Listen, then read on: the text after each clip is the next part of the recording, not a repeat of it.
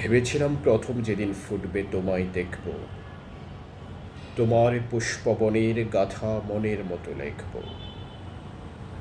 তখন কালো কাজল মেঘ তো ব্যস্ত ছিল ছুটতে, ভেবেছিলাম কদিন আরও যাবে তোমার ফুটতে।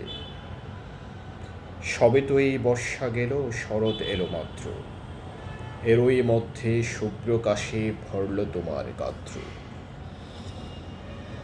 ক্ষেতের আলে নদীর কূলে পুকুরের ওই পাড়টায় হঠাৎ দেখি কাশ ফুটেছে বাঁশবনের ওই ধারটায়।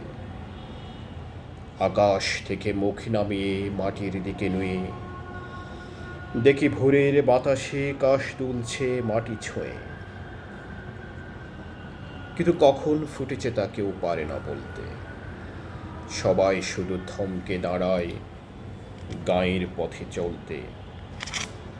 উচ্চ দোলা পাখির মতো কাশবনের এক কন্যে তুলছে কাশের ময়ূর জোড়া কালো খোঁপার জন্য। শরৎ রানী যেন কাশের বোরখাখানি খুলে কাশবনের ওই আড়াল থেকে নাচছে দুলে দুলে। প্রথম কবে ফুটেছে কাশ সেই বধূরা জানে, তাই তো সেটা সবার আগে খোঁপায় বেঁধে আনে। ইচ্ছে করে ডেকে বলি, ওগো কাশের মেয়ে, আজকে আমার চোখ জোড়ালো তোমায় দেখাবে। আজকে আমার চোখ জোড়ালো তোমার দেখাবে।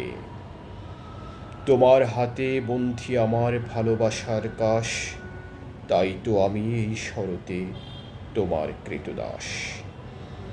ভালোবাসা কাব্য শুনে কাশ ঝরেছে সেই, ভালোবাসা কাব্য শুনে কাশ ঝরেছে যেই, দেখি আমার শরতে রানী কাশবনে আর নেই।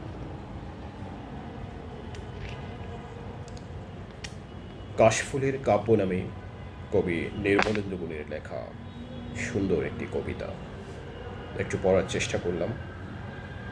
সবাইকে শারদ শুভেচ্ছা, ধন্যবাদ।